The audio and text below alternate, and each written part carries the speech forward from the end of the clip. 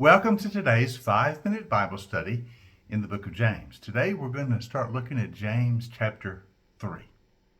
Now, the first half of this third chapter of James deals with the matter of controlling your speech, controlling what you say and how you say it, or keeping a tight rein on your tongue. Very interesting comments James makes about discipline in the Christian life is seen in how we discipline our speech, what we say, how we say it, how we discipline the use of our tongue. Now, he sort of hinted at this earlier in the book. You remember in chapter 1, he said in chapter 1, verse 19, that we should be quick to listen, but slow to speak. Letting us know that you have to control how you speak and when you speak. And then in verse 26 of chapter 1, he said, those who are religious must keep a tight rein on their tongues. If they don't, they deceive themselves. So he's already hinted at this, that as followers of Christ, as believers, we must keep control of our tongues, what we say and how we say it. That reflects our Christian faith. But it's interesting, as he begins this discussion, he first begins to talk about teachers, being a teacher in the church or being a teacher in the Christian community. I suppose he starts here because obviously those who teach the faith are speaking it. They're using their words, their tongues, their speech to communicate matters of the faith. And so he says, if you're going to do that, certainly you must be in control of your tongue, for how could you give out teaching on the Christian faith and then at the same time use your speech to communicate things that are not really of the faith when you lose control of your tongue? So this first paragraph, he talks about being a teacher in the church. That's what he says. He gives a warning. He says, not many of you should become teachers, my fellow believers, because you know that we who teach will be judged more strictly. We all stumble in many ways, and anyone who has never fought in what they say is perfect, able to keep their whole body in check. That makes that comment, if you're able to keep your tongue in check and not stumble in what you say, you're in pretty good shape. That's why he says, I don't advise many of you to become teachers, because we hold teachers to a higher standard. We hold them to greater account. These are those who lead us in understanding the faith.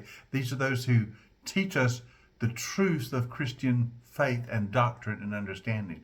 And we must hold you to a higher standard, because it's so easy to stumble in what you say. I think he's mainly afraid you might teach the faith and then lose control and say things that are inappropriate. Sometimes we get mad or angry or anxious and we end up saying things that we really wish we hadn't. So he said, if you're a teacher, we really don't want you to do that. So don't be anxious to become teachers. Not many of you should become teachers, because we're going to hold you to a higher account. We will judge you more strictly. Of course, all believers are equal before the Lord, but still we understand what he means here, that those who teach the faith, we hold them to a greater sense of responsibility, because they're an example in their life and in their teaching. And if they stumble, they can mislead others and cause others to stumble by poor example.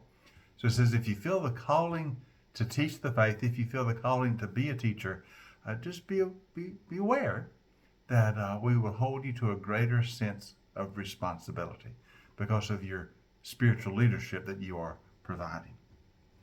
And then he goes on to say a little bit more about this with an example. He says, when we put bits into the mouths of horses to make them obey us, we can turn the whole animal. Or take ships as an example. Although they are so large and are driven by strong winds, they're steered by a very small rudder wherever the pilot wishes to go.